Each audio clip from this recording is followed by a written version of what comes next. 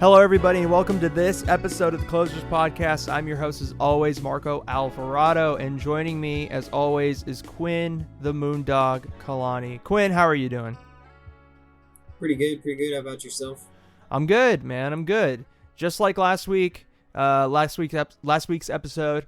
It's always a good time when you're able to bring friends from different parts of your life together, especially on a podcast that all your other friends can enjoy. And that's what's happening today. Two fan favorites of the show that have come on in the past, never with Quinn, are finally on the show with him at the same time. And I'm speaking of Carlitos, Salamanca, and Jake, Jonah Jameson, Phillips. They are back on. Say hi to the people, guys. Howdy. What's up? How's it going? Good to be back. Thank you guys for coming on. Short notice. Really appreciate it.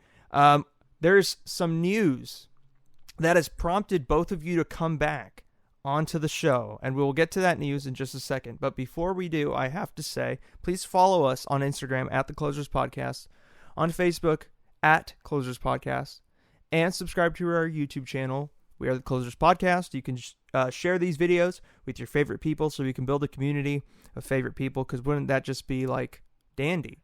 I think that'd be pretty dandy, if I do say so myself. So, the news that has brought us all here today. More so, it's not so much confirmed news, but it's heavy rumors now at this point, that Tom Holland is going to be joined by the likes of Tobey Maguire. Hell yeah. And Andrew Garfield. Ayo. In the next Spider-Man movie. Now, we've already got confirmed that Jamie Foxx is coming back and Benedict Cumberbatch is going to be in this movie, reprising his role as Doctor Strange. Real quick, I just want everybody to go around and just say your guys' reactions when you heard the news as to this being a possibility. So, Quinn, if you could go first, and then you can pass it off to the next person. Well, we've talked about it at some length, but I guess my initial reaction was curiosity. I'm curious as to what storylines they're going to draw upon. I think Spider-Man 3 will be the second entry in what will be an overarching multiverse trilogy, starting with WandaVision, Spider-Man 3, and then culminating with Doctor Strange in the Multiverse of Madness. So it's going to be interesting to see how they juggle everything. So yeah, I'm interested. I'm confident. I have faith in Kevin Feige, but I wouldn't lie if I would say I'm a little hesitant. There's a lot of juggling pieces there. Yeah, there are. There's apparently a lot of villains that are going to be in on this movie. So either Carlitos or Jake, what did you guys think right when you heard the news? I'll let Jake go. I know he's excited. You know I am. So this will be the second Spider-Man 3 in history. True. The first one being obviously the best Spider-Man movie ever. Just kidding. Yeah. But I'm interested to see how they incorporate the other two Spider-Men, to see if it's more of like a Spider-Verse where like one's there for a part of it, one's there throughout more of the movie, and if they just straight up copy Spider-Verse, which that would still be okay, but it would just be a copy of Spider-Verse. Yeah. I've heard rumors that they're talking about a Miles Morales being added. But, I heard that today too. Yeah, and that'd be interesting. Set up just another Spider-Man story alongside Tom Holland's, which would always be welcome. Yeah. because every Spider-Man is still Spider-Man. I'm mostly excited because if Tobey Maguire comes back, I will literally shit the bed. Like, my pants will be full. Oh yeah, I know that. You gotta be cool, Jake. That's a new mattress. Won't be after Spider-Man 3 Part 2 Electric Boogaloo. Yeah. Uh, Do you think that there should be, Jake, before we move on to Carlitos' part where he can talk about what he's excited for, do you think that this movie should possibly be split up into two? Two? Like, from everything that you're hearing? Into two Ooh, parts? that could work out for the better, just because of, like Quinn said, all the moving pieces. There's a lot of characters, and they don't want to like mess it up. Like, how I will say the original Spider-Man 3 took too big a bite because Sony pushed in a lot of villains. Yeah. Putting it into two movies could make it a little bit more balanced out, where like you see like you have more time to see glimpses of universes before they converge. Yeah, I agree with that. Now, Tito, what do you have to say? Because I'm very curious about your opinion on this. I'm just excited that all of the Spider-Man, I guess, that we like can be incorporated into one movie. Because for a long time, it's been which Spider-Man's better. But if they all have a lasting role within the movie, Yeah. then it'll be decided on screen which one's the best. Yeah. You know what I mean? Yeah. But I hope it's not just Doctor Strange opening portals to worlds where he says, look, like, these are also Spider-Man. Like, you don't have to be afraid that people know who you are, because in these places, these Spider-Man are still active doing these things. So I hope it's not like that. I hope they actually are able to interact with each other rather than just a Tom cameo. Holland just seeing different versions of himself. Yeah. So I'm excited. I haven't really read too much about the cast or which villains are supposed to be starring in it, but it seems like everything's being pulled together, especially with the who's the Jared Leto character? Morbius. Morbius, yeah. Morbius, yeah, like that movie and Michael Keaton in it.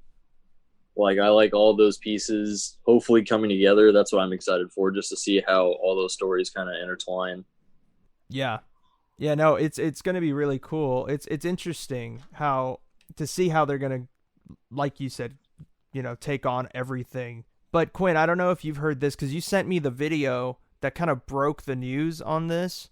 And then since then, Sony has kind of tried to like quiet down all the noise regarding this story. And there's been a lot of he said, she said, he said, he didn't say, she didn't say, just a lot of hearsay. So you're very informed with your ear to the streets movie wise, and with the movie news and stuff. So do you legitimately believe that this is going to be a thing? Yeah, I do. And I think, as Carlitos said earlier, having multiple Spider-Men in, I guess you would call it the MCU universe, what they're self-addressing is the 616 universe. Having multiple Spider-Men in that universe would take the focus off Peter Parker being Spider-Man. How can Peter Parker be Spider-Man if there's 3 Spider-Men? Right? Yeah. Also, I would not be surprised.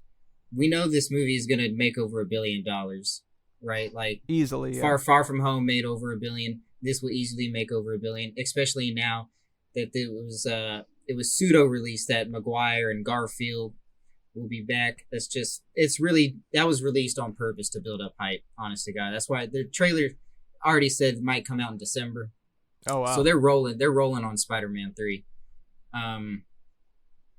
Don't be surprised if after Spider-Man 3, if it's critically successful, that they do an Amazing Spider-Man sequel and perhaps even a Maguire sequel.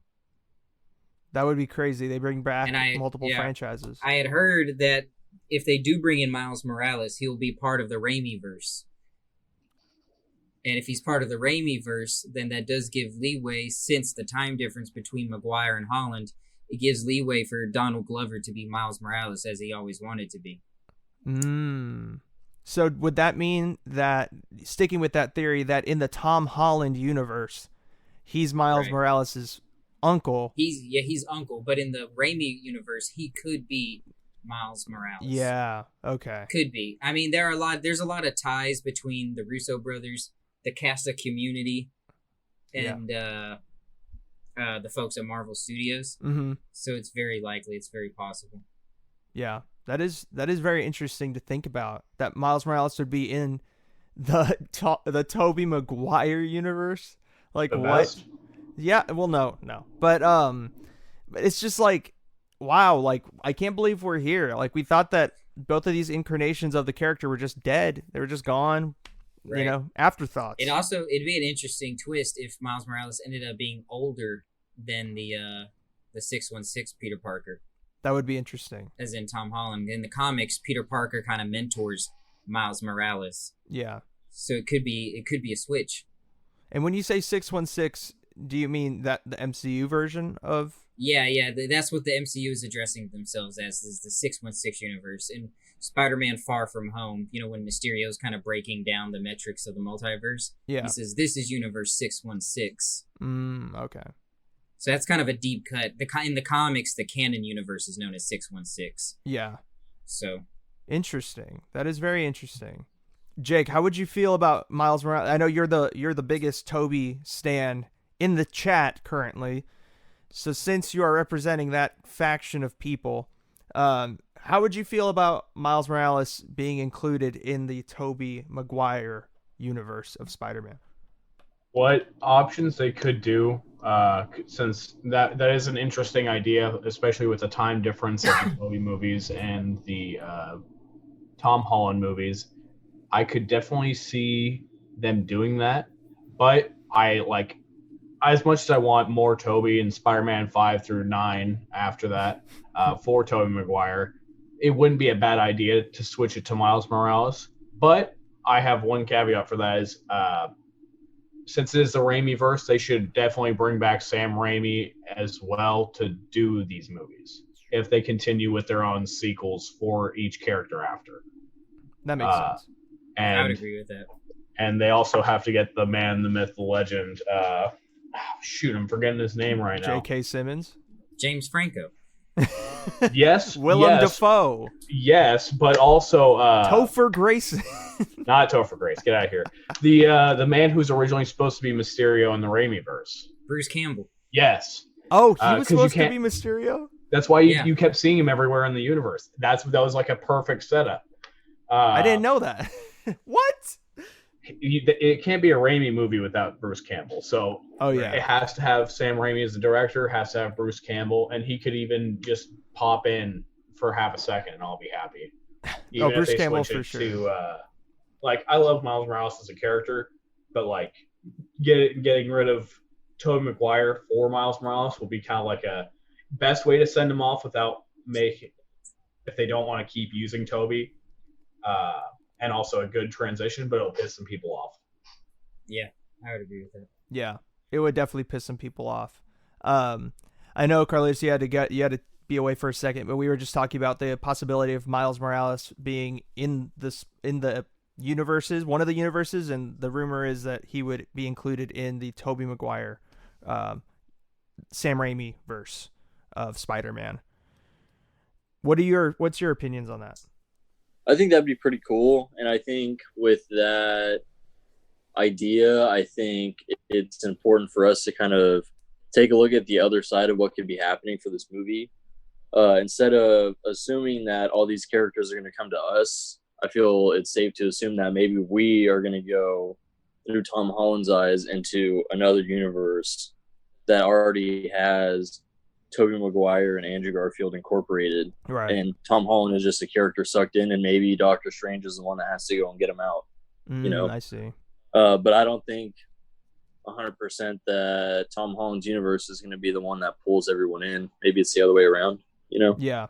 But I think Miles Morales in any of the story arcs would be cool, you know, because obviously it's a character people want to see more ever since the Spider-Verse movie came out. Yeah. So I think no matter which direction they go, I think it'll be a hit if they do it the right way. Oh, yeah, for sure. Now, I have a general question for all three of you guys, because I really don't know the answer to this. Do either of you know how Tobey Maguire feels about playing Spider-Man? Like, do any of you guys have an indication as to if he would like to play that part for years to come, going forward, because I don't know that answer at all. I don't know either. I honestly, one of the most heartbreaking videos is him talking about Spider-Man 4 before Sony axed it. So I feel like he would at least do one movie, even if it's just this Spider-Verse, Spider-Man 3. Yeah. I think he would come back for the sake of because there's a huge cult following for Tobey Maguire. Oh yeah. Like, I know. I definitely know that. Raimi memes, editing him into Marvel MCU movies. It's just the fan base is rabid, just like I am for more Tobey. So Yeah. I think just off the meme, he would at least do one movie.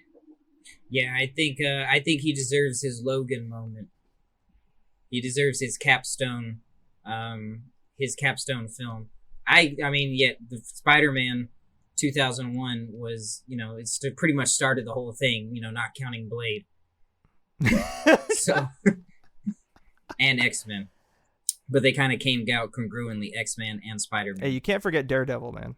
We can't forget 60s Japanese Spider-Man. Yeah, that too. Or Ghost Rider. Come on. All right, Ghost Rider came after. Let's. But there's something else we gotta consider, and that's another $1 billion Spider-Verse franchise they have, which is Venom.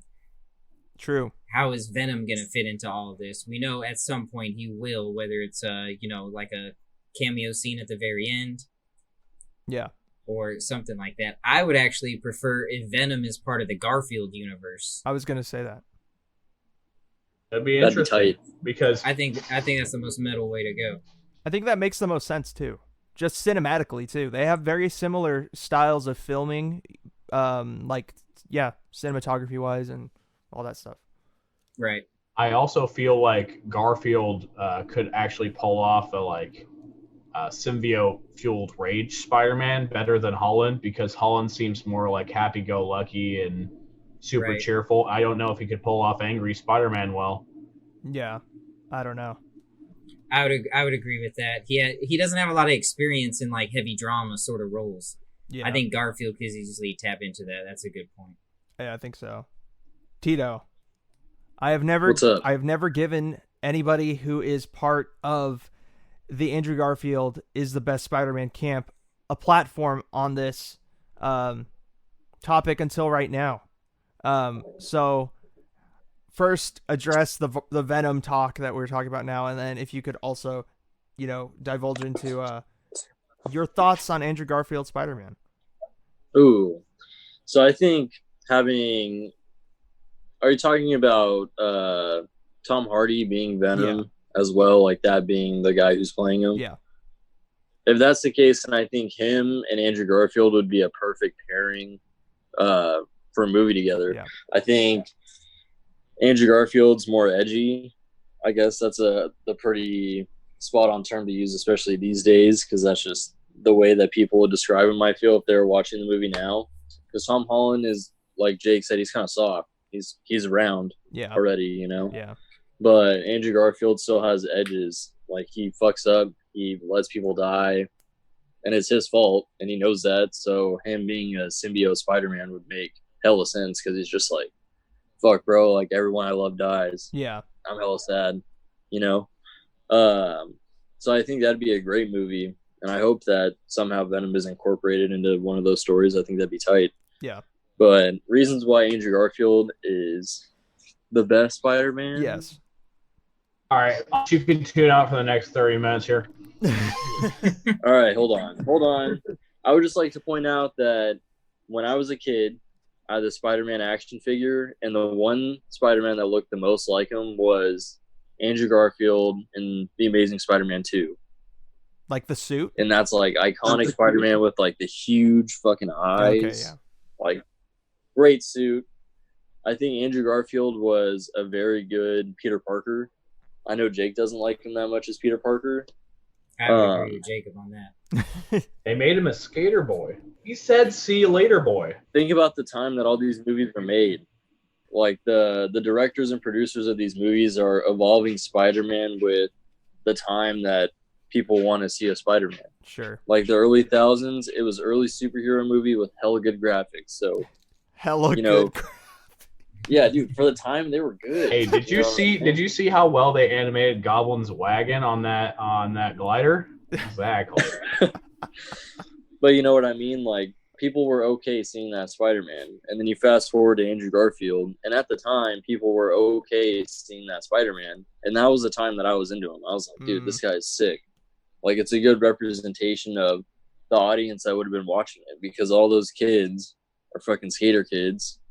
And now everyone's, like, hella green friendly. Like, everyone wants to recycle. And that's the entire school that he goes to is based off being smart and being, like, educated and in all that gentrified kind of stuff. Brooklyn. That's the kind of and being inclusive and diverse, and that's the kind of audience that they're pitching to, because that's the audience that's watching. You know, so I have a personal bias for Andrew Garfield, just like you guys have for your own Spider-Mans. But I think for the time that it was delivered, it was very good. Yeah, and the storyline was pretty good. I know Electro was hella goofy, but look at all the other villains in the Spider-Verse. Aren't they all goofy?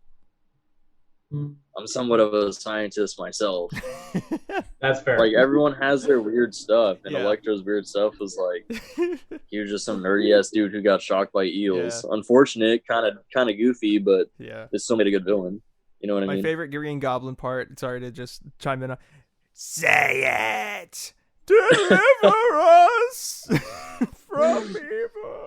Dude, that moment scared some kids. Yeah. I love that moment. But one quick amendment, Marco. Peter Parker doesn't go to high school in Brooklyn. He goes to high school in Queens. Oh, I'm sorry. And right. I mean, come on, that's pretty core to the character. And so, which is your favorite Spider-Man, Marco? If we got Garfield, we got Maguire. Where does Marco lie? Oh, I've said this many times. I did a debate with Jake that you can tune in on. The 3-hour debacle. A 3-hour debacle, costumes and all, that you can watch on YouTube, on our YouTube channel, The Colors Podcast, where I defended the honor of Sir Tom Holland and his rendition of Spider-Man. I think that he is the best Spider-Man. Is he the best Peter Parker? You see, I think my opinion on that has changed since the debate. Because, like, Christian Bale's easily the best Bruce Wayne, but he's not the best Batman. Sure. That's facts. He's far and away the best Bruce Wayne, but he's a terrible Batman. Yeah, I would. Who's the best Batman? Michael Keaton all day. Okay. I'll take that answer. Wait, who Michael do you Keaton all day. Who do you like as Batman, Carlitos? Dude, I haven't even seen the movie yet, but Robert Pattinson. Robert Pattinson will be the best Batman of all time. 100%. But as of right now, it's still Michael. Whoa! We're just discrediting Adam West. Or Kevin Conroy. Hey, guys! I let's want not the talk nipples shit about back George Clooney. George Clooney. Dude, George with the Clooney nipples. killed it. Those nipples, dude. Yeah. It's going to be a cold night in Gotham. That horrible fucking film. The Ice Age. Yeah, dude. Fucking Jesus. I will say. Chill out. I will say that I man. defended Andrew Garfield's Peter Parker the other day at Carlitos' get together. Respect. Yeah. And why you would ever do that is beyond me. Well, I just think that I watched one of those movies recently, and it wasn't as bad as I remember it. Which one did you watch? First one or second one? The first one. Okay, yeah. Do you think the first Amazing Spider-Man's better than the second one? Yeah. That's fair. Jake's one big flaw with this movie, and this is the only critique he will ever have in an argument, is how did he get shot in the leg if he has spider sense? Spider sense. Facts. That is true. I don't disagree with that. That's a core part of the character. Every franchise that has come out so far with Spider-Man, it's very obvious that his emotions can compromise the spider sense, and that's what happened. That is also true. There's some really amazing shots in the first Amazing Spider-Man, particularly when he goes to the sewer for the first time, when he's tracking down Dr. Connors. Oh, and he strings all those strings together. That was real creative. There are some really cool shots. That was sick. So I don't think Andrew Garfield is as bad as people think, but like I'm now in terms of Peter Parkerisms, like just acting as Peter Parker, I feel like Pizza Time and Tom are just like, to me, neck and neck. Like, it's really hard. I like them both. I've grown a soft spot for Tobey Maguire's rendition of Peter Parker, but as Spider-Man, I feel like Tom Holland is just the best Spider-Man. Yeah. Because, I mean, look, his story isn't finished, obviously. Apparently, all three's stories are not finished, so we'll see what happens. That's something I'd like to come back to, because we're talking about this movie, and we're talking about all these other Spider-Man coming back. I'm interested to see on how they focus on Tom Holland's Spider-Man, because it feels like his last movie got a little taken away because of Tony Stark's involvement. It left less for him to grow because it wasn't his villain. It was a lot of Tony Stark's tech that caused and solved the problem. It's never his villain. Oh, that's bullshit. That's 100% bullshit. I mean, that's Michael Keaton was also pretty much a Tony Stark villain. Yeah. I mean, if you remember, Damage Control pretty much fucked him over. And I don't disagree. I will say Michael Keaton played one of the best Spider-Man villains so far. Like, for sure, he nailed that role. Amazing. We were definitely robbed of a John Malkovich Vulture in Spider-Man 4, though. Oh my god, that would have been amazing. And a Mysterio, Bruce Campbell Mysterio. That would have been the most insane movie of all time. Bruce Campbell Mysterio, John Malkovich Vulture. What if that's what they're planning for, like, Spider-Man 6, like the upcoming, like I'll cream John Malkovich Vulture fighting Michael Keaton Vulture, while dude, that'd be sick. Jake Gyllenhaal an intro into Secret Spider-Man Wars. Endgame. Yeah, that'd be insane. That'd be crazy. But yeah, going back to what you were saying, Jake, I am curious on how they go forward with specifically Tom Holland's character, and I think that they're very much going to go into the route of giving him, in your guys' words, not mine, his own villain. Like, I think they're going to do that. I think they've been setting that up, but they just didn't want to make it seem like this random high school kid from Queens is able to just create these like villains, even though he has no notoriety at all. Speaking of the first one. And then the second one, he's finally getting the Iron Man mentorship. You know, he's breaking through that. He's finally growing out of that. And, I mean, I think this third one is very much where they're going to place the onus on, it's all you, man. And right. Well, at some point, the son has to become the father, right? Exactly. Now, I mean, Luke has to, reach his destiny for Return of the Jedi. Mm-hmm. Peter Parker has to shed himself of his paternal needs. It's true. To complete his arc. Yeah. And I think that it's just interesting to think about how there's been rumors of Doctor Strange stepping into that mentorship role that Tony left as when he died, which, if that happens, I'm on Team Tobey 100%, because that at that point it just why do you keep going back to this mentorship thing? Like, there's a perfect progression here, and then if Doctor Strange just steps in and is like basically taking over for Tony Stark, it doesn't make any sense to me, and that's where they lose me. I don't think they're going to go that route, but if they do, on the off chance, I just can't. I can't do it. But I don't know. Yeah, that's why I think Tobey's series was nice, because he didn't really create any of his villains until the third movie. Everyone just appeared. Yeah. And he even said after he fights Sandman for the first time when he's on the building, he's like, man, where do these people come from? Because he doesn't know. He's just fucking there to do his job. Yeah. And then these people show up and he's like, damn, what's up? Yeah. That is true.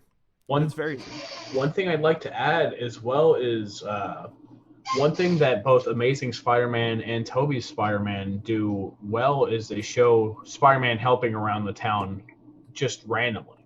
Like, they're taking care of low-profile villains, which with Tom Holland, they kind of showed like a video of him doing that, and like maybe like a video in the Avengers before they showed him. but Yeah. they haven't really given any screen time to him, like just taking out bad guys that aren't really doing crazy stuff. That's true.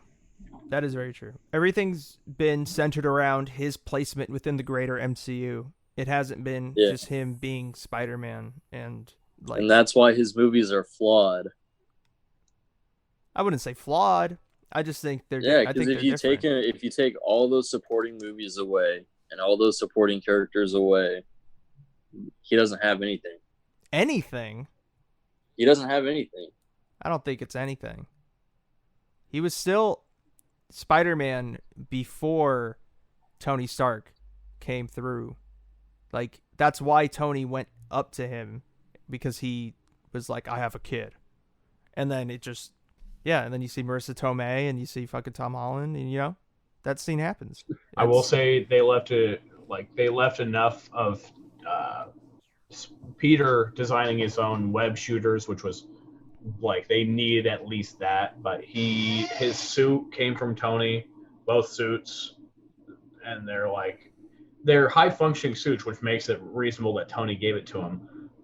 But it also is like he doesn't seem as smart since he's just like working off someone else's brains for these. Sure.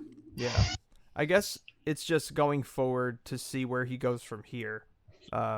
Because I don't think he's going to be given any more crazy suits. He's going to have to build everything himself. And I think that's going to be something they play into going forward. Maybe not in the next movie, but in the fourth movie, if there is a fourth one, which I think there will be.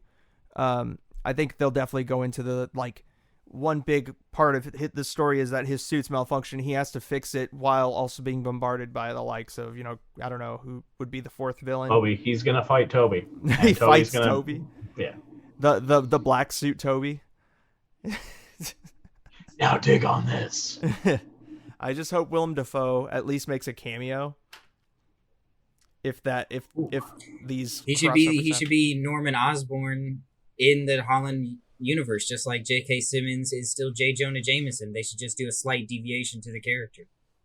I feel a great comedic moment that they should not miss out on is, since Tom Holland can't work for J.K. Simmons, which is for the Daily Bugle, which is one another acts on the character, is having Tobey Maguire Spider-Man come up, see J.K. Simmons, and kind of just look at him for a second, and that that's all that's needed. Yeah, that has to happen. Oh, that has to happen. Same with Andrew Garfield seeing Electro. I mean, that has to happen too. I feel like they're gonna show those two together. Yeah, I think that would be more than a bit.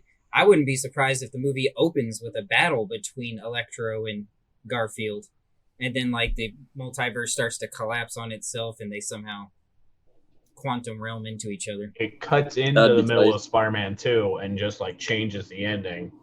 Yeah, some craziness happens. That'd be crazy. Gwen Stacy still dies though.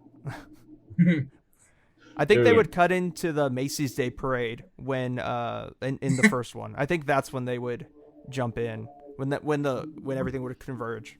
I feel like that's more natural in my opinion. I feel like they wouldn't, just because they would have to give a reason for Green Goblin and not be there. An easier way for them to incorporate Tobey would be after his story is ended. So down the line. After 3? Yeah. Okay. Yeah, he's been Spider-Man for a long time by the time he's I expect him to either be a Peter B. Parker, in Spider-Verse, he's done this, and he's done this for a long time now, or a Peter A. Parker, where he's a legend in his universe. Yeah. And a well-established Spider-Man. I think I could see it being the other way. What do you mean? I could see Tobey Maguire being Peter B. Parker, where he's just older, and then the one that if a Spider-Man's going to die on screen, it's going to be Andrew Garfield. I disagree. I think it would be Tobey. I think it'd be Tobey. I think it would be Tobey. Because Garfield Parker, he's the one living with tragedy. Peter B. Parker, MJ leaves him. He's going through a divorce or something. Obviously, they're not going to get into that with Garfield, but he could be reeling in the tragedy of Gwen Stacy's head bouncing off the pavement. Yeah. Yeah. So I could see him kind of being a little out of shape. little Fat Andrew Garfield, bro. Little fat. That'd be funny. sweatpants Spider-Man. Yeah. Spider sweats. I'm interested to see if they decide to at least show some other Spider-Man, like if they do like a Spider-Verse show a noir, Peter Oh, Porker, That'd be sick. 2099. That'd be interesting. That'd be sick if 2099 would be metal. Noir was still Nick Cage. You know who could be a good 2099? Oh, also, I love Nick Cage to be in it. I just love Nick Cage. He's one of the greatest actors of all time. Exactly. And who I feel could do a good job as Spider-Man 2099 is the current star of The Mandalorian. Pedro Pascal? Oh, yeah. He would Behind the nail it. mask, just great voice as well. Or Oscar Isaac. Oh. Poe Dameron. He'd be pretty Oh. solid. That It would would be be. interesting. That would be very cool. It would just have to be a Hispanic guy. Yeah. Has to be a guy of Hispanic Well, descent. Antonio Banderas. Javier Bardem. Oh God, Javier. Gabriel Iglesias. Gabriel. Mr. Fluffy himself. Spider-Man. Jeez. Ooh. That'd be hella funny. Yeah, it'd be really cool if they eventually also brought in like mixed in the animation with live action, and they brought in the. You don't like that, Quinn? I love that I don't idea. like that shit. I don't like that Jessica Rabbit shit. It's either real or it's not. Wait, hold up. You can't knock her knockers, but I also No. stand with him on this one. I feel like the Spider-Verse should be its own thing because Right. they've established an amazing story and they've done so. Like, it's one of my favorite Spider-Man movies, period. It's, in my opinion, the best one. Yeah. I would agree, but I have such a love for Tobey that Tobey. that and Spider-Man 2 are like tied for best Spider-Man movie of all time. I feel that. Yeah. No, that makes sense. I think, yeah, I mean, it would just be cool to see, like, I don't know, fucking just something kind of random like that happening. Since these are different universes, it'd be crazy to see, like, that there are universes where things are just, like, two-dimensional or something. I know? could see an Easter egg definitely being like a good thing. Just like show, like have like them walking through a place where they see multiple universes and have the Miles Morales. If they do the Miles Morales in live action, look into a piece of like mirror and just see his cartoon self and keep walking. Oh, that'd be crazy. Yeah. That'd be the best way they could do it. Or see, like, Howard the Duck go into the same universe as Spider Pig or Spider Ham and like do something not Spider Pig. Well, they could bring Spider Ham over. I mean, they have Rocket Raccoon. True. If there's anyone they could bring over, it's Spider Ham. That'd be Just funny. need John Mulaney to voice it. John Mulaney. You just need to pull like people from that movie and just make this one even better. Nick Cage, John Mulaney. True. Yeah. I would love if they pulled from their own like Netflix cast and brought Kingpin from the Daredevil that would to be make an nice. appearance. That would be amazing casting. Oh, he's perfect. Just like we've talked about on this podcast before, Quinn. Like, he's perfect. Yeah, the Netflix series really nailed 3 castings: Kingpin, Daredevil, and Punisher. Those are 100%. fairly untouchable castings. So just roll them over into Spider-Man. Yeah. Hell, they could even just like do like what people they don't want in the Tom Holland one. If they continue with sequels, I would love to see Garfield work with Daredevil and like Luke Cage and stuff for a more New York Spider-Man. That would be amazing. Yeah. That would be really cool to finally see somebody else incorporated into those, like you said, more New York based defenders of New York heroes. Yeah, more street level. Yeah. Because Tom Holland's already established as an Avengers level Right, hero. cosmic villains. Yeah. Like he could do Cosmic Spider-Man in the future and when he's an adult, because they've already established him as fighting universe breakers already. Not very well because it was Thanos, but since he's already been up against something like that, I could see them continuing like that. Whereas Garfield has been more of a New York-centered Spider-Man, such like similar to Tobey. Yeah. Right. That is true. I like that idea a lot. See? I don't know why Marvel hasn't hired us already. Jesus Christ. Because I just put Tobey Maguire in every movie. True. That's very true.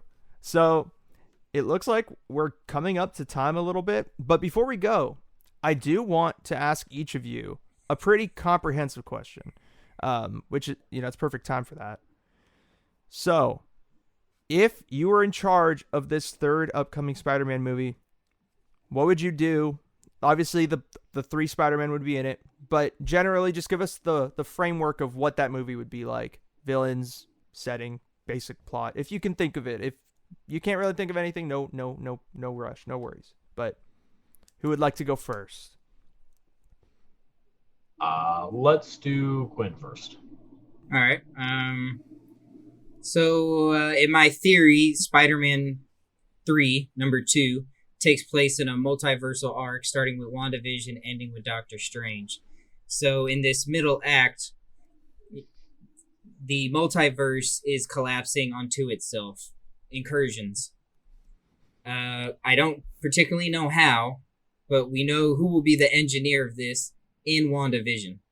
My guess it will either be Mephisto or Wanda herself.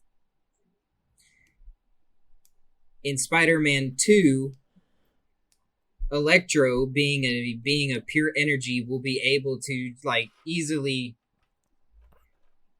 transport, I guess you could say, through the quantum realm, which is basically pure energy. So he'll be able to go from Spider-Man Garfield to Holland as things are collapsing on itself. Doctor Strange won't necessarily be a mentor, but more like a MacGuffin. Like, he's the one that can set things right. So while he's trying to figure out how to set it right, Peters have to face what will be a very rudimentary version of the Sinister Six. I see. With villains from different Spider-Man movies. So you'll have Vulture. Scorpion will hopefully be in it since he was teased heavily in Homecoming. Yeah. Electro will be in it. It'd be awesome if Mysterio showed up for no reason. I've personally loved Jake Gyllenhaal's Mysterio. I did too. I thought he was great. And then I know he was a great character, but how they did Mysterio was a little. Yeah, it wasn't comic book accurate whatsoever. And I'm just whining about that. It was a good depiction of a character, but not like it was an excellent performance, but it wasn't a comic accurate Mysterio or even like animated series accurate Mysterio. Yeah. But it was a great performance. Yeah. So yeah, I would just, as Doctor Strange solves the mystery of the collapsing multiverse, Peter Parker 1, 2, and 3 fight a rudimentary form of the Sinister Six as New York starts to collapse on itself. You remember in Inception when the city is like Tetrising itself? Yeah. It will be something like that. Oh, just imagining them swinging through that upside down city, like the 2 cities on top of each other. That would actually be super fucking sick. Skyscrapers like hashtagging across each other and Spider-Man's weaving through them. That'd be crazy. That's a chef's kiss. That is a chef's kiss. I don't know how anybody can really top that shit, but does anybody else want to take a crack at their ideas? If not, I mean, I could go for No, that was actually hella good. I don't think I have any other idea. I don't think I have a better one, because that was an amazing option.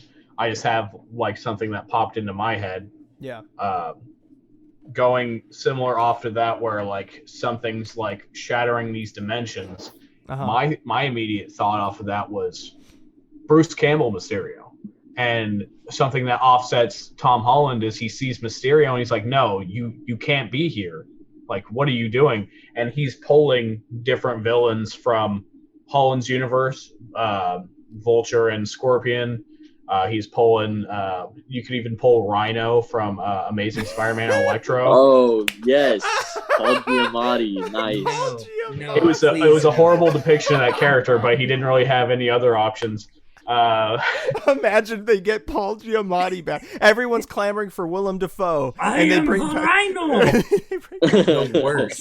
Oh yeah, but he's just pulling these villains from other universes, and while it's happening, Doctor Strange and Tom Holland Peter are trying to catch up to him to try to like stop him from amassing more people. Where he meets up with the other Spider-Men, where he meets up with possibly more Spider-Men and other fan favorite characters, and they all kind of meet up at this like one part, whether it's back in, which I like the Inception idea where it's like everything's crumbling apart, where that's where the final showdown takes place, because I'm a sucker for big fights at the end.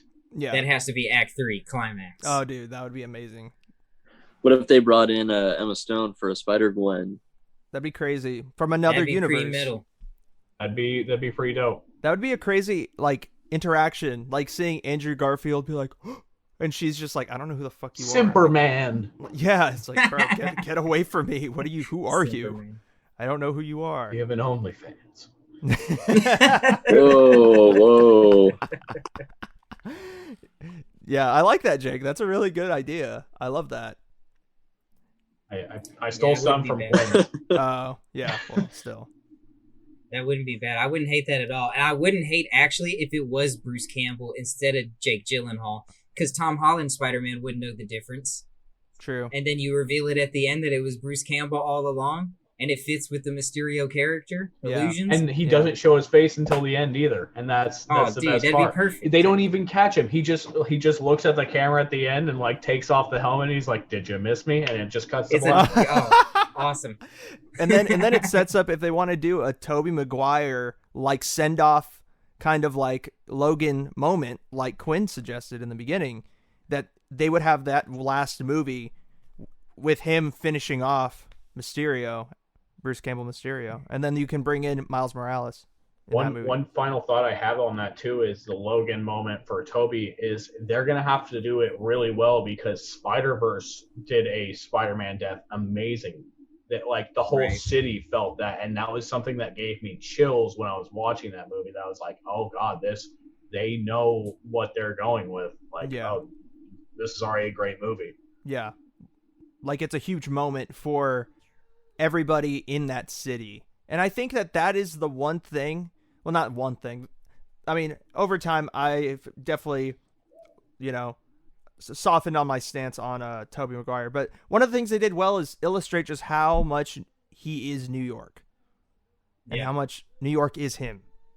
He's the most beloved by New York Spider-Man. Yeah. I mean, Andrew Garfield was kind of on the outs with the police because he kind of took the hit for the Dennis Leary's death. Yeah. And then Tom Holland Spider-Man is a fugitive. Yeah, apparently. Yeah. So killed the man. But really quick, if Carlitos, if you don't mind, I would like to share my ideas for this upcoming movie. I don't know if you do it. Okay. So what I envision is very similar to Quinn's. I mean, it's really hard not to pull from that, but the one change would be that Morbius has something to do with the multiverse as well, because he is a scientist and all that stuff. I don't know exactly how, but I feel like him being involved and being recruited by Michael Keaton's Vulture would just tie in like that Venom sect of Sony content and pull that into. And if you have the lineup being Vulture, Scorpion, Morbius, and then you bring in Electro, and then then Sandman. Why not bring in Sandman back? Well, yeah, that would be a good one where they don't have to pull, like they don't have to dump more money to try to get Willem Dafoe or Doc Ock. Yeah, Sandman was the best part of Spider-Man 3 for me. Oh, of course, he was the best villain. He was awesome in it. If they would have just left it as just Sandman and Harry being the two villains for Spider-Man 3, oh my god, that was Raimi's original plan. Yeah, I remember seeing Spider-Man 3 when I was like going into my freshman year of high school, and when he first turns to sand and he tries to pick up, what was it, like a wedding ring or something? The locket. Yeah, and he can't pick it up. He keeps dissolving back into sand. That actually choked me up a little bit, man, back in the day. That hit me right in the heart. That was a touching moment. I need to watch Spider-Man 3 again. But I think Morbius being involved in that and then setting him up as maybe more of the weakest link of the Sinister Six, to maybe not where he goes and directly helps Spider-Man defeat his ex-peers, but just, pulling punches and kind of sitting, kind of hanging back and realizing, I'm not I'm not fucking with this, and kind of just leaving. And his exclusion from the group is what ultimately caves in the Sinister Six. And the thing is, too, it wouldn't be the Sinister Six like unified. It would be like these villains trying to fight each of their own version of Spider-Man. And, you know, they're just all loosely, it's like more fiefdoms, you know. Yeah. More queefdoms? Queefdoms, yeah. I would be okay with Morbius being in it as long as he maintained his vampire face. I don't want to see Jared Leto's Martian pretty face. I want to see straight Morbius living vampire. No nose, like white as snow, disgusting, ugly face the whole time. True. Yeah. That'd be really cool. It's just also, I was really hoping for Daredevil or She-Hulk to be in the movie too, but if they're in the movie as well, it would just be an overabundance at this point of content, of characters. They would have to do a part 2 or multiple movies. Yeah. Right. Yeah. I just want to see Mark Ruffalo with Spider-Man. That's all I want to see. I want to see Hulk Spider-Man movie. You know they're not going to bring back actual Hulk because they already ruined that storyline as well. Yeah. Well, but multiverse. That half Hulk disgusts me. What, Professor Hulk? Yes. I don't care if he's dabbing or not. You can't win me that easy, Marvel. But he has tacos, man. He's so nice. Fuck his tacos. Hey. His tacos, he's such a nice guy, though. It's like I was made for this. That was light-skinned Hulk. He went, it's like I was made for this. He's giving me looks that I thought he was coming for my booty. Dude, I love Professor Hulk because he knows he's a goofy boy. That's why I like the character, personally. That's fair. Carlitos, do you want to chime in at all with any ideas that you have? You're the idea guy. And during the Star Wars, I was the idea guy before I met Quinn over here. Now he's the idea guy. I'm just the guy. Do we have a dissenting best Bruce Banner Hulk opinion? Oh, the guy from Fight Club was pretty great. Edward Norton. I'm just kidding, though. Eric Bana is not as bad as I remember, but it's definitely no. It's definitely. I think it definitely goes Ruffalo, Bana, then Norton worst.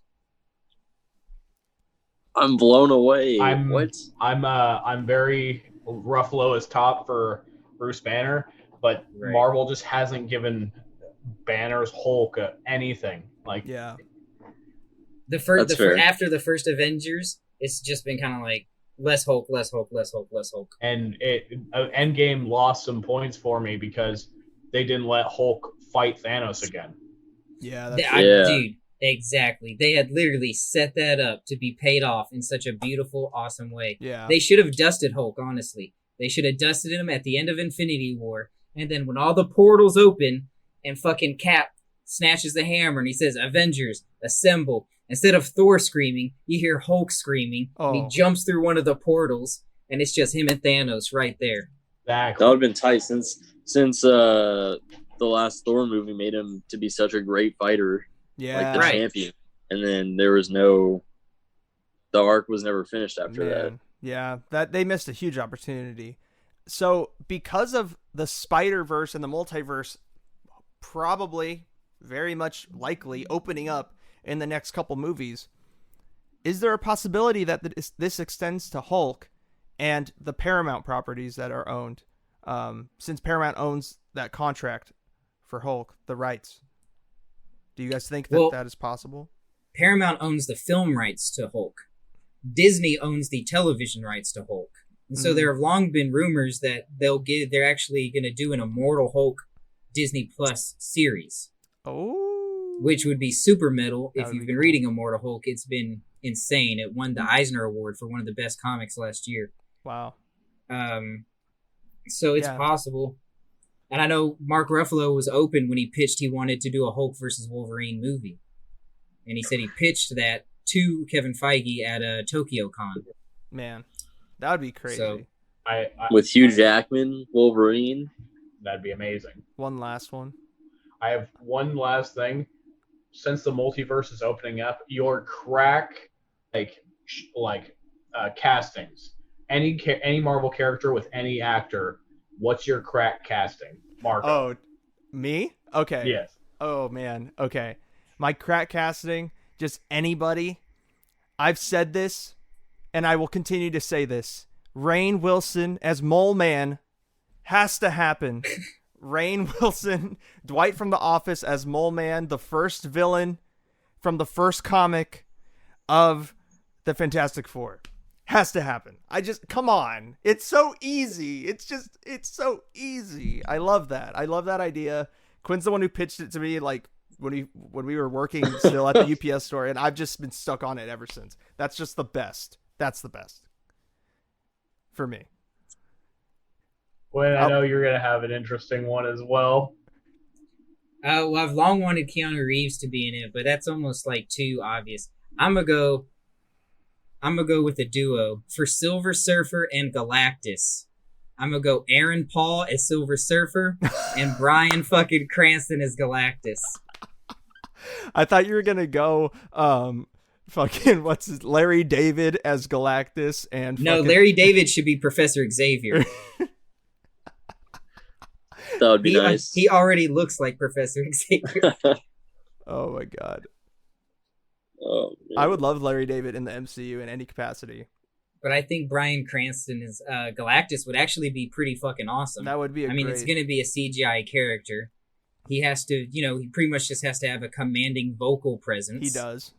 And and good, facial maneuverability, I guess you could say. Yeah. And who better than Heisenberg himself? And then who better to serve as fucking Heisenberg's lackey than Aaron Paul?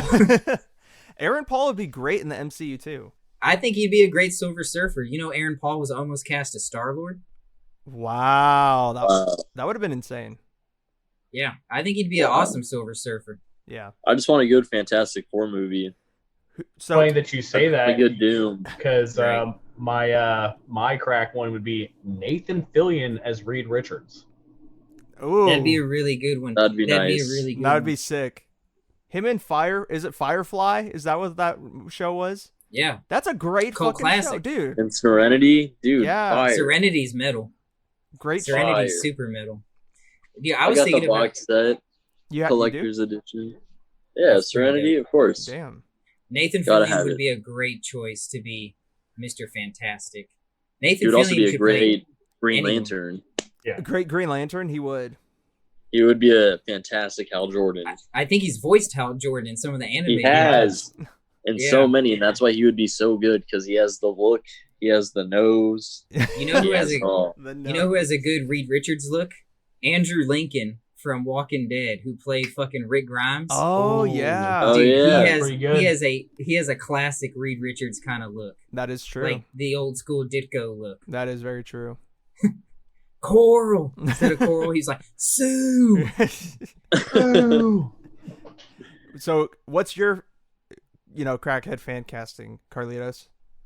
I always wanted Oscar Isaac to be Doctor Strange. Oh, he would be metal as Doctor Strange. Yeah. He would look so good as like the classic suit comic Doctor Strange. Very much. Man. Yeah. I could He would definitely be see fucking that. awesome. But no, he had to be fucking Apocalypse. The worst Boo. version of Apocalypse too. Yeah, it was pretty bad. I Trash. I do want to see him going forward work with the MCU. I mean, him as Moon Knight would be cool. I don't know if they've casted him yet, but No, they haven't. He'd be a cast him good yet. Doom. he would A be good villain. He would be a good Doom. He would.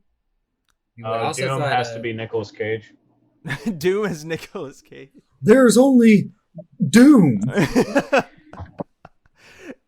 Oh my god, dude! Keanu Reeves as Doom, just Doom. I think Keanu Reeves would be a dope Moon Knight. Keanu Reeves would be a good Moon Knight. Yeah, He's already got the action movie background. Right. It's pretty much Marvel's Batman. yeah. What do you guys think of that insane, probably the most talked about fan casting in the past 4 years? Probably. Quinn, of course, correct me if I'm wrong. I'm not as caught up as you are on these sorts of things, but John Krasinski and Emily Blunt as Mr. Fantastic and Sue Storm. They're married. And like, I mean, they already have chemistry, and they look the part. John Krasinski definitely has the look, and a lot of people say that has to happen. Like that's. I don't see John Krasinski as Reed Richards, unfortunately. It's just like there's something about it that doesn't just quite fit the puzzle piece for me. That's fair. What's your interpretation of Reed Richards? I always viewed him as kind of a dick. I view him as kind of like a very studious, very he's a little holier than thou, but he's for the most part just trying to like search for knowledge for the sake of knowledge, not too morally one way or the other. Like he's fighting bad guys, but because they're threatening the ones around him. So like if he's like a way more uptight version of Tony Stark. So like if Ben Shapiro was actually a good guy. Ben Shapiro's Reed Richards. We've got it. Open and shut case, guys. Facts don't care about your superpowers. Cardi B is Sue Storm. Cardi B is Sue Storm. Just imagine. Oh my god. What a blooper reel. Dude, Ben Shapiro as Rhino instead of and then they just cast Paul Giamatti. Chris Evans as Johnny Storm again, and they don't. That would be fucking it. awesome. That would be epic. He is literally the saving grace of those horrible, horrible movies. They just cast him and say nothing about it. They're like, "Hey, you kind of look like Captain America." Don't see it. But that'd be hella funny. Me and Quinn talked about how they could bring over like instead of just the Spider-Man, but also like even for just one movie down the line, they could bring back like the OG Fantastic Four from the 2000s, and they could bring back like some of the X-Men just to like basically kill them off, but like just for fan service sake. That'd be really interesting. I don't know. You mean like I Deadpool did with Deadpool? Wars. Yeah. Dude, that's what I've heard. I heard a rumor that the Deadpool 3 will be Deadpool kills the Marvel Universe. And what he'll be doing is traveling through the multiverse, tying up loose ends. It's basically like an end credit scene for your multiverse trilogy. Yeah. And he just goes through, starts sniping out fucking ex-Marvel actors. That's honestly really funny to like think that Disney is literally using the merc with a mouth to literally kill off characters that they don't want to deal with anymore. That they paid for. Like it's literally like it's crazy. Like that. I hope they do that. That'd be amazing. It would be awesome. It would be pretty epic. Yeah, that'd be really cool. Do you think they're doing a couple Green Lantern shows, Carlitos, on HBO Max? Are you interested in any of that at all? I am interested. I didn't know that was a thing, but I do have access to HBO Max, so I'll definitely be checking that out. They're doing a Green Lantern Corps show, and it features all of the Green Lanterns except for Jon Stewart, which I find to be hilarious. Dude, do they have Kyle Rayner in it? Yeah, they got Kyle Rayner, Guy Gardner. Guy. Oh my god, Guy Gardner, the chick. I can't remember the woman's name. Something like some Jessica Cruz, I think is her name. I can't remember. I haven't read Green Lantern in like 10 years, but yeah, they released an image on IGN. It's gonna be like 4 or 5 Green Lanterns making up the show. Damn. HBO Max sponsor us. I know, please sponsor the show. So is that one Green Lantern that they are not including? Is that the one that Ryan Reynolds played? No.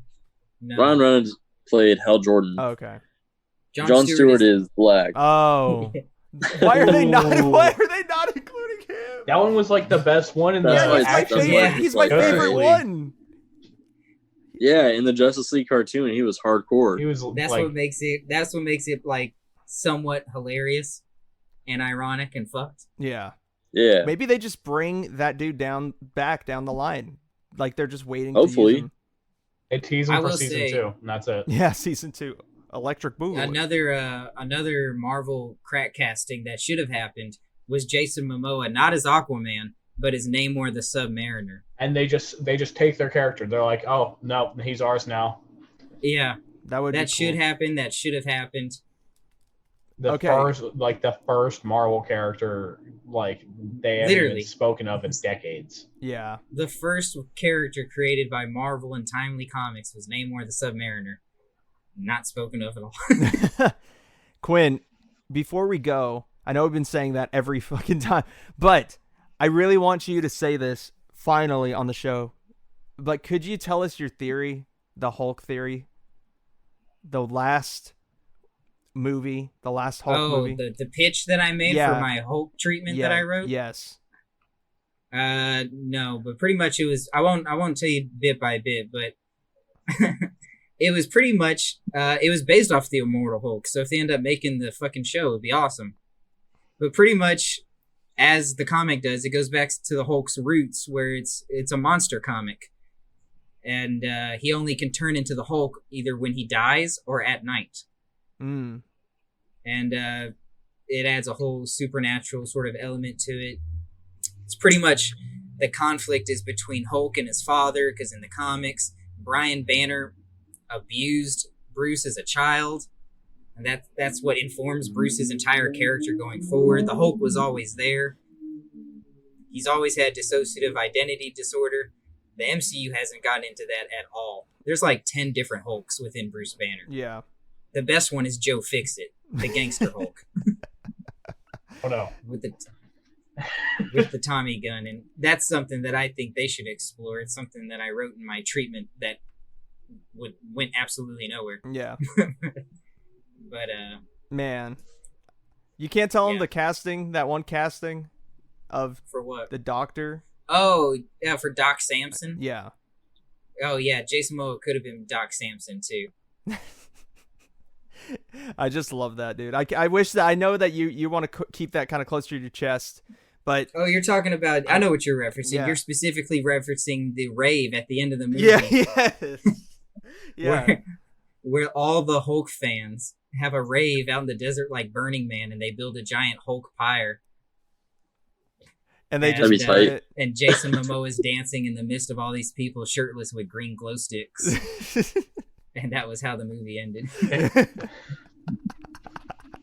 That'd be I tight. go to the movies to watch Hulk, not get hard. How dare you? Why not both? Ooh. Yeah, that's true. Well, Hulk smash. Come on. I'm about to bust. smash. Come for the Hulk, stay for the smash. But thank you guys for coming on. It's always a pleasure. We'll definitely have you guys on again soon. There's going to be more, Marvel, Disney, DC stories coming up, in the coming months. So we'll definitely talk soon, Mandalorian. guys. Exactly. That's what I was going to talk about right now. End of the month, man. Mandalorian. So. But where's the Bionicle podcast? I'm waiting. I used to have those toys, man. I had two of them. A fellow Matoran. I don't know, man. I might have to just give you the mic, Jake, and you could just tell us all about the lore Welcome of to the Bionicle. Bionicle Hour. Yeah, our new show every Tuesday, the Bionicle Hour, with Jake, Jonah Jameson, The Phillips. Bionicle Bioweekly. I know you've been waiting for this. 0 views across all the board. Oh, man. Yeah. But anyways, guys, thank you again. Next up, we got me and Quinn talking to you guys about our NFL Week 7 games of the week and our weekly recommendations. So let's get to that.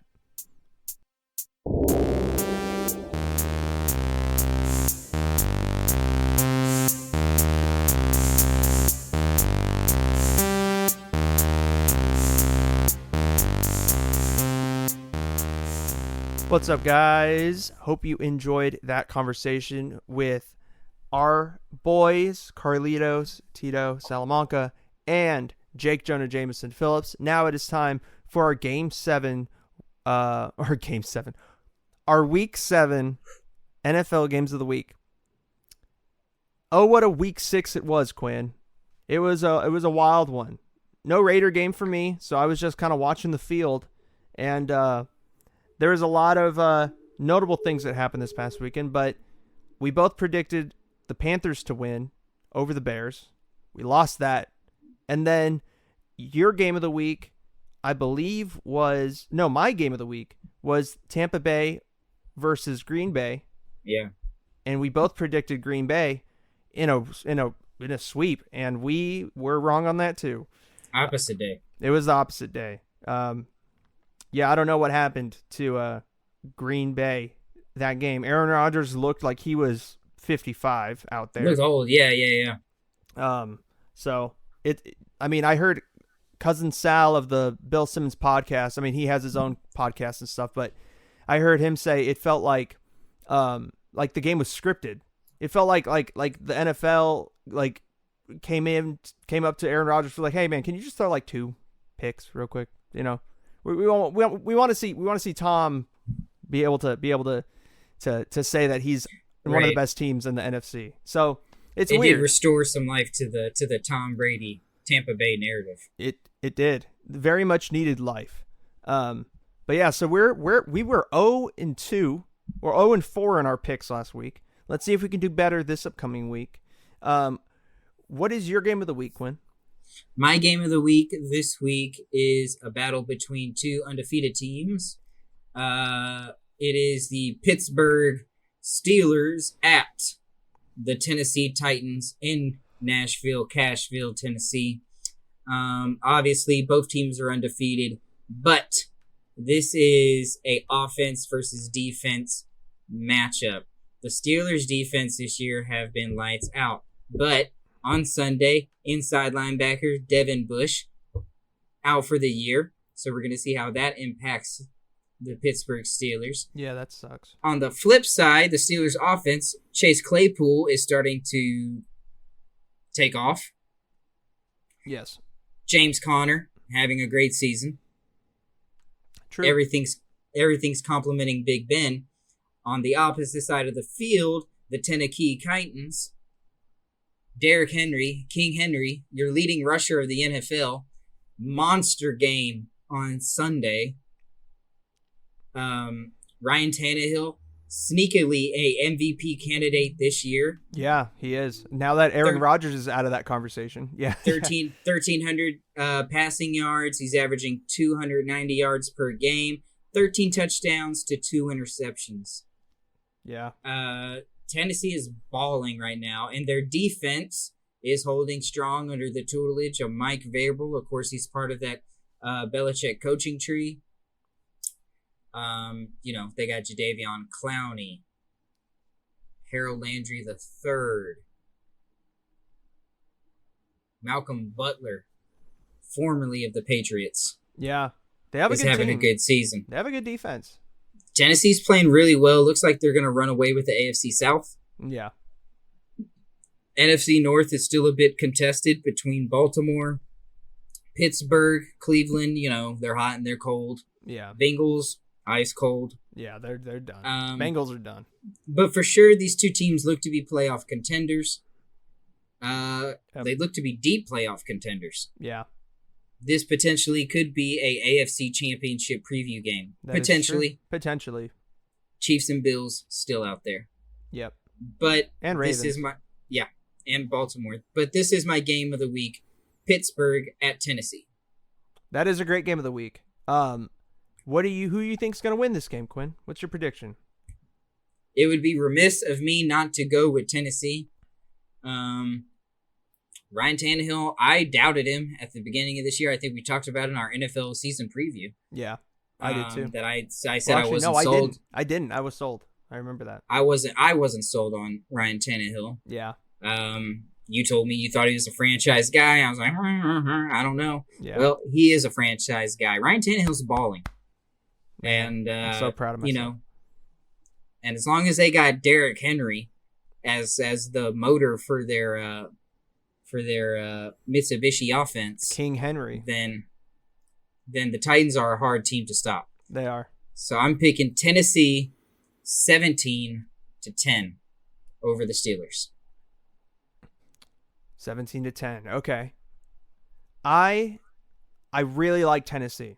I really like Tennessee this week going into this game.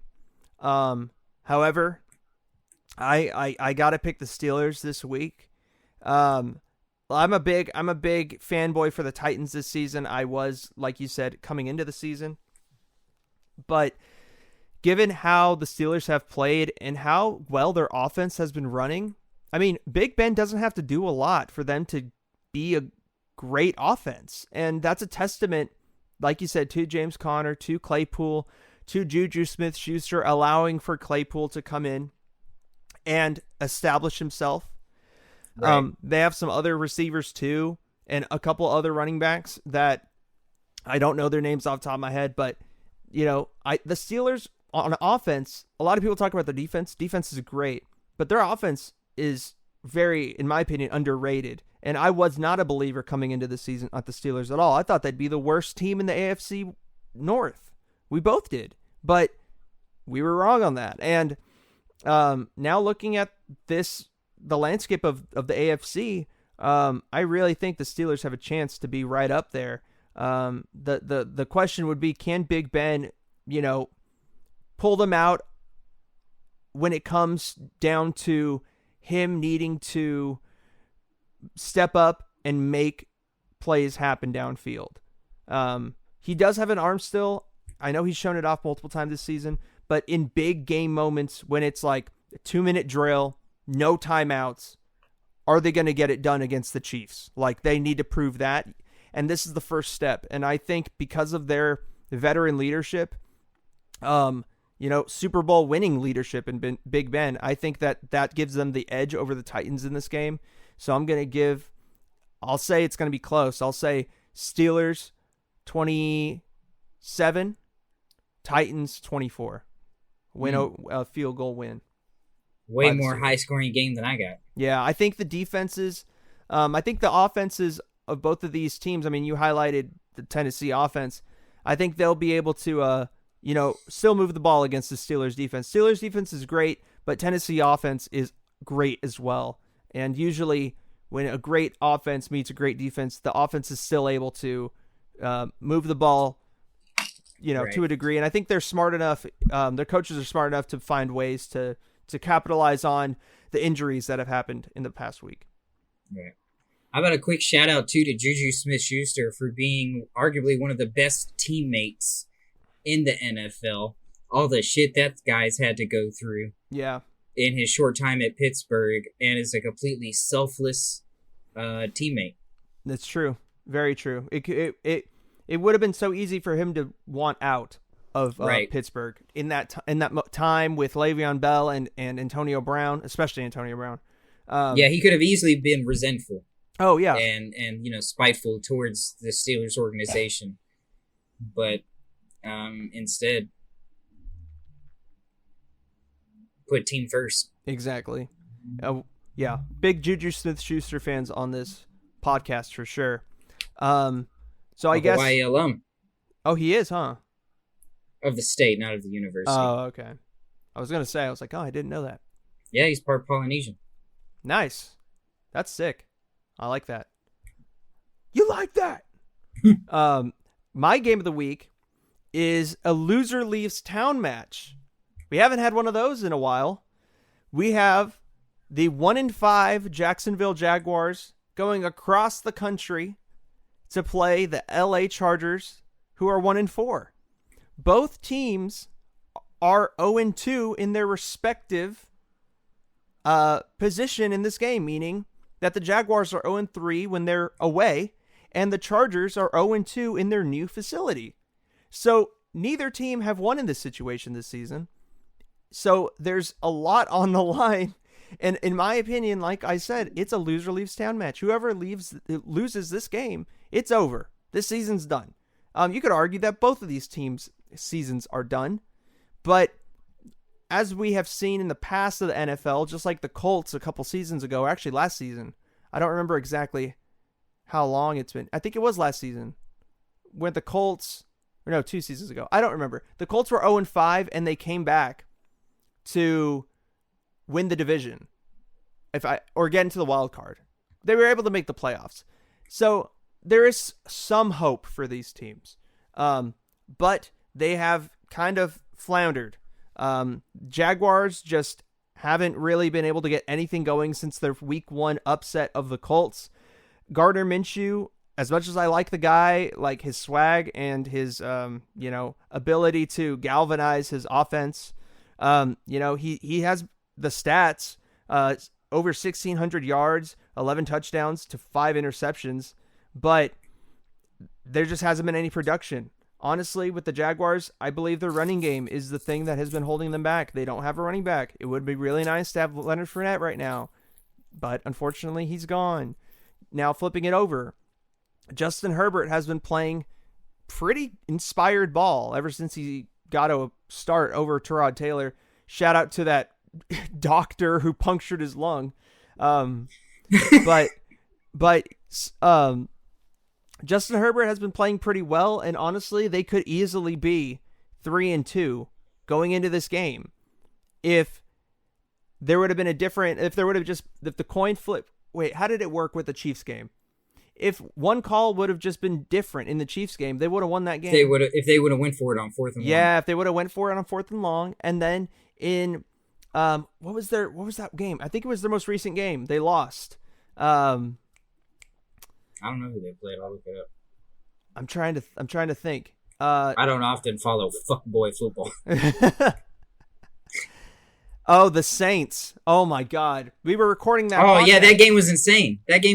Yeah, we were recording the podcast when that game was happening. So what happened was the Chargers were winning that game. They were up 20-7 or 20-3, and the Saints came back to win the game in overtime.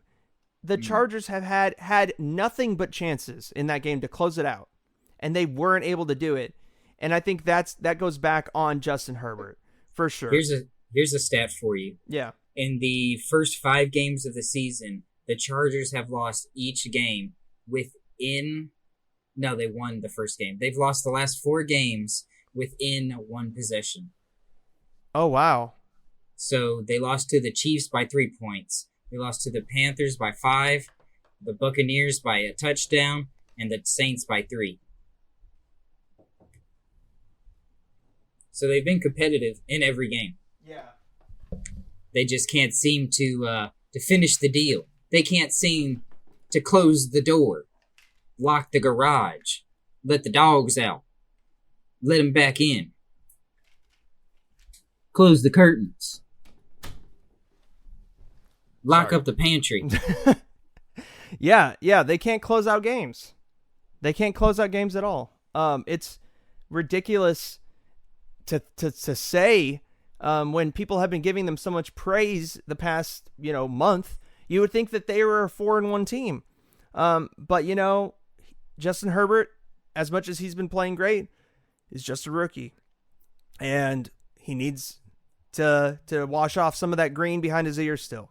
And he's a raw steak. He is a raw steak, and I think this is the game where they have to do it. If you can't take care of business against the Jags, the Chargers have a good enough team to at least beat the Jaguars. Now, I would love to see the Jaguars win this game. I would love that as a Raiders fan, to see the Chargers lose to a team that has not won going away at all this season. Who've traded away every great piece that they've had in the past 2 seasons. They've traded away every awesome piece, mostly to the Rams. So I would love to see them lose, but I honestly think that the Chargers are going to win this game. I think it's going to be actually a very sloppy game. I think it's going to come down to who can run the ball on who, and I have faith in their backup running back, Justin Jackson, and also their rookie running back, Kelly. Yeah, Kelly. Looking at Kelly. So I'm going to take the Chargers 17-14. We're going 3. I don't think it's going to be a decisive win. I think it's going to be one of those where they squeak by, but the loser leaves town, and that's who I have leaving town, the Jacksonville Jaguars. I agree with you. I think Chargers will get the dub. I think Justin Herbert has a 250-plus yard game. I'm going Chargers 24, Jacksonville 7. Wow. So you think they're going to be able to seal the deal? I think it'll be a 3-touchdown spread. Wow. I think it'll be the best game of the Chargers of their season. It's interesting because Vegas has the odds at -8. Wow. But the spread, but the money line is minus 370. Jesus Christ. That's crazy. I think that's a good bet to take if you're betting on the Chargers. Yeah. You can make some pretty good money if you bet on the Jags though, because I could see it go that way, but easily. But I have some modicum of faith in the Chargers. So I guess that's all we got for the NFL talk for this week. We wanted to keep it kind of short since we did go pretty long on the MCU talk with our boys. But Quinn has a weekly recommendation for you guys. It is a big one. It is arguably the biggest sporting event of this year. Of 2020, for sure. Listen, everybody, I know you love basketball, and basketball is great and all, but the time... A lot of people like football, too. The summer of being a pussy is long and gone. This Saturday, your UFC 155-pound champion Khabib Nurmagomedov will be defending and unifying the titles against the interim lightweight champion Justin the Human Highlight Gaethje in a 5-round contest in Abu Dhabi. Looks to be one of the best, the premier combat sporting event of the year. Khabib Nurmagomedov, of course, we all know who he is. 28-0, the most dominant force in UFC history. In my opinion doesn't mean shit, but from what I've seen, no one can stand to Khabib Nurmagomedov, except for perhaps Conor McGregor. Right. Except for perhaps Justin Gaethje, who is, I believe, 21-2. He's only lost twice. He's only been to one decision in his 20-plus victories. That was early on in his career. Every other fight has not gone to a decision, which very well means either Justin's getting the finish or Khabib's getting the finish. And if Khabib gets the finish, then you know it will be a smash, and he will pound his face into the pavement. If Gaethje gets the victory, expect it to go a bit longer in the fight. Yeah. Justin's going to look to utilize leg kicks at the end of 3 4-punch combinations in an attempt to take the base out from Khabib so he can't secure trips, double legs, single legs, high crotch, ankle picks, the Dagestani leg chains, the Dagestani irons. Ooh. Justin will be looking to combat that. It's going to be a spectacular affair. I won't tell you who to pick, but conventional wisdom is when you got a generational sporting talent such as Khabib Nurmagomedov, who is undefeated in his professional career, you do not pick against... You don't bet against the house. No. Not unless you got a mansion. Not unless you got a mansion. And Abu Dhabi, the heart of the Middle East, the heart of the Muslim world. Justin Gaethje is taking on arguably the most famous Muslim living today, Khabib Nurmagomedov. True. Don't bet against the house. Yeah. It's very true. In the co-main, go ahead. I was just gonna ask, who do you like in that fight? I like Khabib Nurmagomedov, 4th round submission. Wow. I'm gonna take Khabib, 2nd round submission. Nice. I think it's going to go 2 rounds. I don't think it's going to be much of a fight. I think it's going to be a chaos fight. I think Justin will drop him early. Yeah. Khabib will recover. Mm-hmm. And then from there on, it's going to be smash. I think it's just Justin's the future, but it'd be really, the thing that got me really excited about your episode on Monday, Quinn, was how there was a possibility that George St. Pierre would be the opponent after Justin Gaethje if Khabib can beat Justin. And that idea, Khabib versus GSP, two rams bucking heads at the top of Goat Mountain. Dude, oh my God. That's just amazing. Because Khabib is my favorite fighter today, and GSP, back when he was killing it, was my favorite fighter back then. So to see both those guys go toe-to-toe, bro. Well, that is, according to Khabib, that was father's plan. 30-0, final fight against George St. Pierre. Win, retire. But first, you got to get through Gaethje. tough ask. We saw what Gaethje did to Ferguson back in April, early May, beat the living shit out of Tony Ferguson, ended what was a 12-13 fight win streak. Yeah. So we'll see. Yeah. It is easily the most dangerous opponent for Khabib. Justin does have decorated wrestling credentials. He was a collegiate All-American. Yes. Which means he was fucking legit. But as I did talk about in Hang 10, we're going to be able to measure in this fight American freestyle and folk style wrestling versus Russian wrestling and Sambo. When U.S. and Russia get together in sporting events, greatness always happens. It's true. Do you believe in miracles? Greatness always happens. It's true. In your co-main event, I didn't talk about this on Hang 10, but in your co-main event, the Reaper, Bobby Knuckles, Robert Whittaker is back, and he's fighting Jared Cannonier. The winner will most likely get a fight against Israel Adesanya. Of course, being Polynesian, we're going to root for Robert Whittaker, the former UFC middleweight champion, to get back to Israel Adesanya, to get an opportunity to win back the title and put that belt back in brown hands. But it's going to be a spectacular event. The UFC has been killing it all year. 2020 is undoubtedly the year of the UFC in the sporting world. They kicked off sporting events for America in the COVID pandemic, and they've been thriving ever since, putting on great, awesome fights. Yeah. This is the last big main pay-per-view event of the year. I implore you, or at least they haven't announced December yet, but I implore you to watch this fight, witness some history. Think about this, ladies and gentlemen, boys and girls. Yep. 28 men have tried. 28 men have fallen. Only one man in the history, former champions, only one man in the history of Khabib's professional career has won a single round on him. Who is that guy? It was Conor McGregor, round 3 in their fight. Think about that.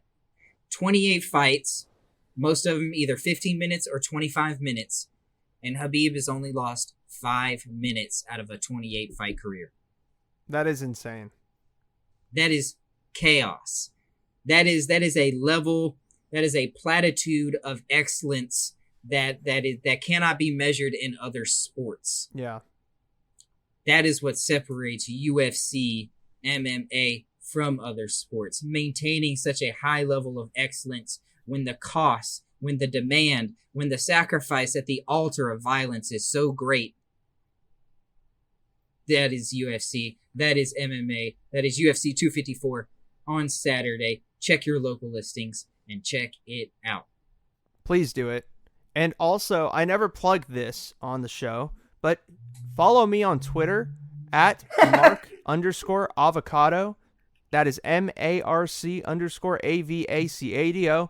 Follow me on there because I'm going to be live tweeting the fight. Oh, so you nice. you can see my reactions. I'm definitely not as informed as Quinn. So if you are a true MMA junkie like him, you may not want to tune in for my live tweets because they're going to be kind of, I'm not as technical as him. But I will be calling the rounds as I see it. So definitely. Marco, pow, right in the kisser. Yeah, exactly. That's basically it. I do know some things about wrestling, but when it comes to striking, I don't know too much. Somewhere Double A just fell off a boat. Yeah, exactly. He fell off a boat. What that boy said? I do a little bit. I'm not an expert at all. I'm not Justin. We got Gaethje. a Double A off the stern. I'm not a Justin Gaethje. I'm not a Double A Alvis. But I mean, I know a thing or two because I've seen a thing or two. But yeah, so definitely follow me on there and stay tuned for my live tweets during the fight if you're interested in seeing those. And I think that's all we got for this episode of the Closers Podcast. As I said in the beginning, please follow us on Instagram at the Closers Podcast, on Facebook at Closers Podcast, and subscribe to our YouTube channel. We are the Closers Podcast. I'm going to be closing out your week in style on Friday. We got some things to talk about. We'll see what those things are then, but it'll be a very entertaining episode like always. Next week, it's Halloween next week, Quinn. That means we know who the guest is. Yes, sir. Who is that guest, Quinn? Big ham, big meat. Yeah. Breathe heavy. Terrell Tucker. He's our back. Dear friend, our good friend. Fingers crossed. We'll be on this week. Next weekend, or next Wednesday. Yeah, we are pumped to have Terrell Tucker back on the show to talk to us and share some scary stories and some Halloween-themed funness, excitement. It'll be really cool. So definitely stay tuned for that. I'll catch you on Friday. And in the words of Khabib Nurmagomedov, stay humble, brother.